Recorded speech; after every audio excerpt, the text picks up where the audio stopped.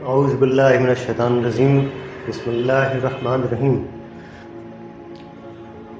اللہم صلی علی محمد وعلی آل محمد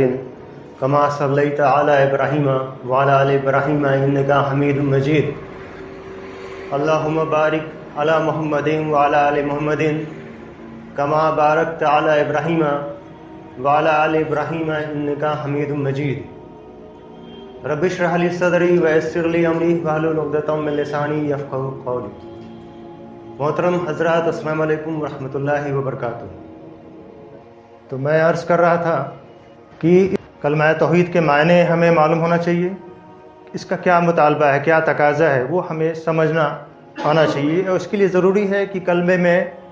جو بات آئی ہے کہ لا الہ الا اللہ محمد رسول اللہ، یعنی اللہ کے سوا کوئی معبود نہیں، حضرت محمد مصطفیٰ صلی اللہ علیہ وسلم اللہ کے رسول ہیں۔ اس پہ میں نے تفصیل سے بات کر چکا ہوں۔ میں جو باتیں رکھ رہا ہوں آپ کے سامنے، اس میں اس کلمے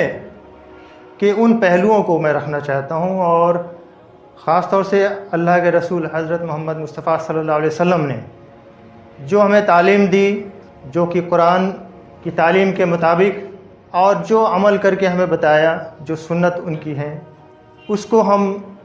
جاننے سمجھیں ایک الگ پہلو کے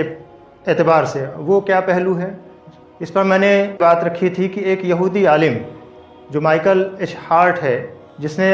اللہ کے رسول صلی اللہ علیہ وسلم کی زندگی کو اسٹڈی کیا، اور بھی جو ہسٹری میں اس کے پہلے شخصیتیں گزری ہیں جنہوں نے اپنے عمل، اپنے کردار سے بہت زیادہ متاثر کیا لوگوں کو، سوسائٹی کو، ان سب کی انہوں نے اسٹڈی کیا،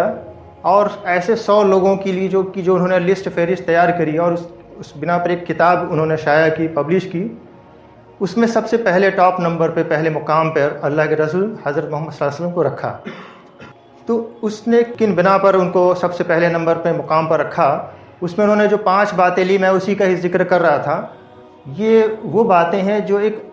طریقہ ہے، ایک ذریعہ ہے چیزوں کو دیکھنے کا، سمجھنے کا۔ اللہ کے رسول صلی اللہ علیہ وسلم کی زندگی کو دیکھنا، سمجھنا، ان کے عمل، ان کے جو نصیحت ہیں، اس کو سمجھنا کہ ہماری زندگی میں کیا اہمیت ہے، کیا اس سے تبدیلی آئے گی، کیا بہتری آئے گی، ہماری زندگی کس طرح سے اور پہلے سے بہتر ہوگی، ہمارا سوسائٹی، سماج کس طرح سے پہلے سے اور بہتر ہوگا۔ تو اس نے جن پوائنٹس کو لیا تھا، جس کی بنا پر اس نے سب سے پہلے نمبر پر، سب سے بہتر پرسنالٹی کے طور پہ اللہ کے رسول صلی اللہ علیہ وسلم کو چنا، تو اس میں جو سب سے پہلا پوائنٹ اس نے لیا کہ حضرت محمد مصطفیٰ صلی اللہ علیہ وسلم نے عرب کے علاقے میں انقلاب لائے۔ وہاں جس طرح کے حالات تھے، اس کے پہلے بھی ذکر آیا، جس طرح سے وہاں پہ تعلیم کے معاملے میں بہت پیچھے تھے، جیسی باتوں پہ لڑنا جھگڑنا، قبیلوں میں بٹے تھے، بھائی چارہ، یہ سب آپس میں تال میل بنا کے یہ سب چلنا، یہ چیزیں وہاں پہ نہیں تھیں۔ انہوں نے اس طرح سے انقلاب لایا، اور اسلام کی تعلیمات کو انہوں نے پھیلایا، لوگوں کو بتایا، اور ان کو ایک اللہ پر ایمان رکھنا، یقین کرنا، اور اس کو مان کر اس کی عبادت کرنا، اس پر وہ لے کے آئے۔ جبکہ وہاں پہ ہم جانتے ہیں کہ ڈھیروں خدا تھے ان کے، اور وہ بت پرستی میں ملوث تھے۔ یہ ایک بہت بڑا بدلاؤ تھا اس عرب کے سوسائٹی میں۔ دوسرا پوائنٹ کہ اللہ کے رسول صلی اللہ علیہ وسلم نے سوسائٹی میں انصاف اور برابری کا پیغام پہنچایا، اور اس کی بنیاد رکھی، اور اس پر لوگوں کو ماننے پر، عمل کرنے پہ ابھارا، اور عمل پہ لائے۔ یہ ایک بہت بڑی ان کی جو ہے اچیومنٹ تھی، جس کی بنیاد پر انہوں نے جو یہودی عالم ہیں، اللہ کے رسول صلی اللہ علیہ وسلم کو پہلے مقام پہ رکھا۔ تیسرا پوائنٹ انہوں نے کیا لیا تھا کہ اخلاق اور اچھا برتاؤ۔ ہم جانتے ہیں کہ اخلاق اور اچھے برتاؤ کے معاملے میں اللہ کے رسول صلی اللہ علیہ وسلم کے وقت میں عرب کے لوگ، ان کے برتاؤ اخلاق ٹھیک الٹ تھے۔ جو جیسی باتوں پہ جھگڑا کرنا، اور پشت در پشت ان میں جھگڑے چلتے تھے۔ اس میں انہوں نے اس طرح کا بدلاؤ لایا کہ انہوں نے ایک نظیر قائم کری، مثال قائم کیا بھائی چارے کو لے کر۔ اس کے حوالے سے میں نے پہلے بات سامنے رکھ چکا ہوں۔ آپس میں ایک دوسرے کو جوڑا، ایک دوسرے کا احترام کرنا، اکرام کرنا، اس طرح سے بدلاؤ لائے اس سوسائٹی میں اللہ کے رسول صلی اللہ علیہ وسلم نے۔ اور کہ انہوں نے وہاں کے لوگوں کے حالات، خاص طور سے معاشی ان کا جو زندگی تھی، بہت غریبی تھی اور بہت پچھڑا پن تھا، اس میں انہوں نے بدلاؤ لایا، اصلاح کیا، اور ایک مستقل طور پہ ان کو تعلیم دی جس میں ان کے معاشی حالات بہتر ہو گئے پہلے کے مقابلے میں، اور انصاف پر مبنی ایک ویوستھا کو قائم کیا، اور تعلیم اور علم کو فروغ دیا، بڑھاوا دیا۔ جو عرب اور اس وقت کی سوسائٹی تعلیم میں بہت پیچھے تھے، اس کام پہ پہنچی، ان کے کردار اس مقام پہ پہنچے کہ وہ دوسروں کے لیے، پوری دنیا کے لیے سکھانے والے بنے۔ یہ انہوں نے بدلاؤ لائی، یہ انقلاب لے کے آیا، جس کی بنیاد پر اللہ کے رسول صلی اللہ علیہ وسلم کو پہلے مقام پر انہوں نے جگہ دی۔ اب اس کے بعد میں نے یہ بات رکھی تھی کہ ہم اللہ کے رسول حضرت محمد صلی اللہ علیہ وسلم کے امتی ہیں، ہمیں کیا کرنا ہے؟ تو یہی ان پوائنٹس کے جو 5 پوائنٹس انہوں نے ذکر کیے ہیں، اسی بنیاد پہ ہمارا کیا رد عمل ہونا چاہیے، ہمارے کیا کردار ہونا چاہیے، عمل ہونا چاہیے۔ جب ہم کلمہ توحید پر ایمان لاتے ہیں، اس کا اقرار کرتے ہیں، تو ہماری اور اللہ کے رسول صلی اللہ علیہ وسلم کے سنتوں پر عمل کرتے ہیں، ان کی نصیحتوں پر عمل کرتے ہیں، قرآن کی تعلیم پر عمل کرتے ہیں، تو ہماری زندگی میں بدلاؤ جو آنا چاہیے عبادات کے اعتبار سے ہم سب جانتے ہیں کہ ہمارے لیے نماز، روزہ، زکوٰۃ، حج، یہ ساری چیزیں فرض ہو جاتی ہیں۔ ہمارے اخلاق میں، کردار میں، معاملات میں، سماجیات میں، ہماری تجارت میں کس طرح کے بدلاؤ آنا چاہیے، وہ بدلاؤ جو تمام لوگوں کو نظر آتے ہیں۔ میں یہ بھی بتانا چاہوں گا کہ جو بدلاؤ آنا چاہیے اس میں اہمیت کے حوالے سے کس کی زیادہ اہمیت ہے، کون زیادہ ہمارے لیے معنی رکھتا ہے، کون اس کے بعد اس سے کم درجے کا، یہ بھی ہم سمجھے۔ ہمارے بدلاؤ جو ہمارے کردار میں، عمل میں آئیں تو کون چیزیں فرض ہیں، کون واجب ہیں، کون سنت ہیں، کون نفل ہیں، اس طرح سے کیٹیگرائز کیا ہے درجے بدرجہ اللہ کے رسول حضرت محمد صلی اللہ علیہ وسلم نے۔ تو یہ اس جو کیٹیگرائز کیا ہے کس عمل کی کتنی زیادہ اہمیت ہے، یہ بھی ہمیں سمجھنا ضروری ہے۔ جیسے آپسی تعلقات سوسائٹی میں عمل کے اعتبار سے اگر بات کیا جائے تو کون سی چیزیں ہمارے اوپر فرض ہیں جو اللہ کے رسول صلی اللہ علیہ وسلم نے جس کی ہمیں تعلیم دی،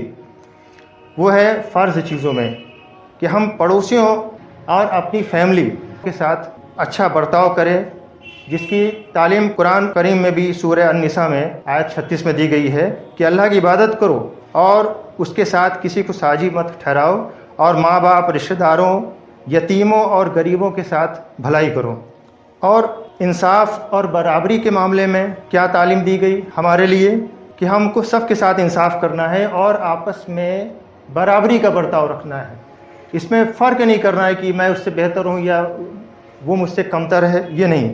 قرآن میں بھی اس کی تعلیم آئی ہے جو کہ سورہ النحل میں آیت 90 میں ہے کہ انصاف کے ساتھ فیصلے کرو۔ یہ چیزیں فرض ہیں۔ اس کے بعد اگلی کیٹیگری جو فرض کے بعد ہے وہ ہے واجبات۔ واجبات میں ہے کہ ضرورت مندوں کی مدد کرنا۔ ضرورت مند کون ہیں؟ جیسے اناتھ ہیں، غریب ہیں، بیوائیں ہیں، کمزور لوگ ہیں، تو ان کی مدد کرنا۔ اس سلسلے میں قرآن شریف کی تعلیم کیا ہے جو کہ سورہ البقرہ میں ہے آیت 177 میں کہ اور وہ اپنے مال اللہ کی راہ میں یتیموں اور غریبوں کے لیے خرچ کرتے ہیں۔ اور اسی طرح سے سنت عمل کیا ہے ہمارے لیے، جس میں صحیح بخاری کی حدیث ہے جس میں اللہ کے رسول صلی اللہ علیہ وسلم نے ارشاد فرمایا کہ تم سب میں بہتر شخص وہ ہے جو دوسروں کو فائدہ پہنچائے۔ اب یہ فائدہ پہنچانے کے لحاظ سے دیکھا جائے تو اپنی فیملی، اپنے رشتہ دار اور اس سوسائٹی، سماج کے لوگ، اس شہر کے لوگ، اس ملک کے لوگ، اس میں سارے لوگ شامل ہیں جن کو فائدہ پہنچنا چاہیے۔ کس سے؟ ایک مومن سے، ایک مسلمان سے جو ایمان لاتا ہے۔ وہ صرف اپنی ذات بھر کے لیے فکر مند ہو، اپنے آپ کو فائدہ پہنچانے تک محدود نہیں رہتا ہے۔ کب؟ جب وہ ایمان لاتا ہے کس پر؟ اللہ پر، اور اللہ کے رسول صلی اللہ علیہ وسلم کی پیروی کرتا ہے۔ تو یہ بدلاؤ اس میں آنا چاہیے۔ اسی طرح سے تعلیم کو جو ہے بڑھاوا دیا گیا کہ تعلیم کے لیے میں نے اس کے پہلے بھی ذکر کیا کہ اللہ کے رسول صلی اللہ علیہ وسلم نے ارشاد فرمایا کہ ہر مسلمان مرد اور عورت پر علم کا حاصل کرنا فرض ہے، اور علم ہی وہ چیز ہے کہ جب تک ہمیں علم نہیں ہے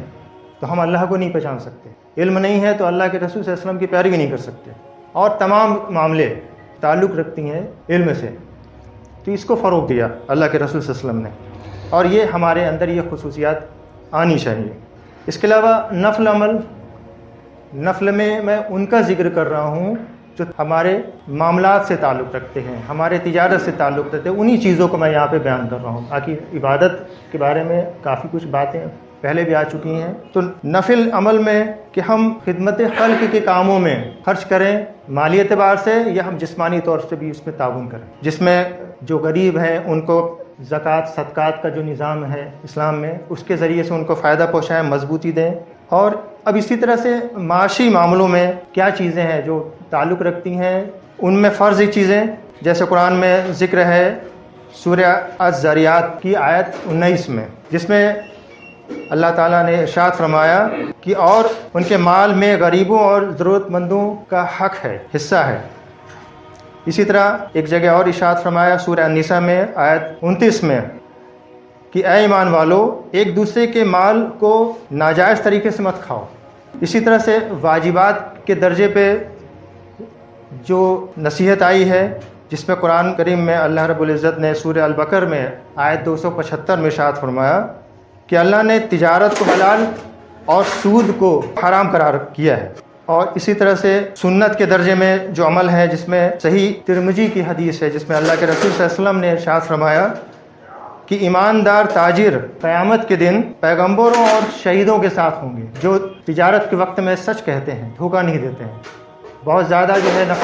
نفع نہیں ہے کہ ناجائز طور پہ بہت زیادہ جو ہے پیسے قیمت لگاتے ہوں، تو ایسے ایماندار تاجر قیامت کے دن پیغمبروں اور شہیدوں کے ساتھ ہوں۔ قرآن میں سورہ اسراء آیت 27 میں ذکر ہے کہ فضول خرچی مت کرو، کیونکہ فضول خرچی کرنے والے شیطان کے بھائی۔ اور اسی طرح سے تجارت کے حوالے سے بھی اسلام میں جو ہمیں نصیحت کی گئی ہے، جس میں جو فرض ہے، جو سورہ المطففین کی آیت 1 سے 3 میں ارشاد فرمایا کہ ناپ تول میں بے ایمانی مت کرو، اور ایسی تجارت کرو جو اسلام میں جائز ہے، حلال ہے، حرام چیزوں سے تعلق رکھنے والی تجارت کو منع فرمایا۔ اس میں واجبات کے درجے پہ کیا ہے، حدیث میں ذکر ہے، صحیح ابن ماجہ کی حدیث ہے، جس میں اللہ کے رسول صلی اللہ علیہ وسلم نے ارشاد فرمایا کہ مزدور کو اس کی مزدوری پسینہ سوکھنے کے پہلے دے دو۔ یعنی یہ اچھے اخلاق، انصاف اور برابری سے تعلق رکھنے والی یہ تعلیمات ہیں، یہ سب جو ہمارے عمل میں ہونا چاہیے۔ اسی طرح سے سنت کے درجے میں تجارت جو ہے، اس میں آپس میں تال میل ہونا چاہیے، پاردرشیتا ہونا چاہیے، یعنی سچ بات ہونا چاہیے جو سامنے والے کو بھی معلوم ہونا چاہیے، آپس میں کسی طرح سے کوئی جھوٹ اور دھوکہ فریب نہیں ہونا چاہیے۔ تو یہ وہ باتیں ہیں جو اللہ کے رسول صلی اللہ علیہ وسلم کے عمل میں تھیں، اور انہوں نے جو بدلاؤ لائے عرب میں، جس سے عرب کی جو عوام تھی ان کے اخلاق، کردار، معاملات، ہر عمل میں پہلے سے بہتری آئی، اس سوسائٹی نے ترقی کی، اور یہ چیزیں نے متاثر کیا ان لوگوں کو جو اسلام میں نہیں ہونے کے باوجود بھی انہوں نے اس چیز کو مانا کہ یہ اللہ کے رسول صلی اللہ علیہ وسلم کی تعلیم، ان کے عمل نے جو بدلاؤ لایا سماج میں، جو انسانوں پہ اور پورے دنیا میں، وہ ان کی نظر میں بہتر ایک جو ہے کارگزاری کے طور پہ رہی، اور یہ ان کے ماننے والے ہم مسلمانوں کے عمل میں بھی یہ اللہ کے رسول صلی اللہ علیہ وسلم کی سیرت، یہ تعلیمات اور یہ جو ان کا عمل ہے، یہ ہمارے عمل میں بھی شامل ہونا چاہیے، تبھی ہم ان کے ماننے والے ہوں گے، اور ہم ہمارے ذریعے سے بھی جو ہے سماج میں، سوسائٹی میں اس طرح کے بدلاؤ آئیں گے، جس طرح سے اللہ کے رسول صلی اللہ علیہ وسلم کی تعریف ہوئی اور سب سے پہلے مقام میں رکھا، ہماری بھی جو ہے اس میں تعریف ہوگی، ہمیں بھی سمجھا جائے گا، جانا جائے گا اور توجہ دی جائے گی انشاءاللہ۔ وآخر دعوانا ان الحمد للہ رب العالمین۔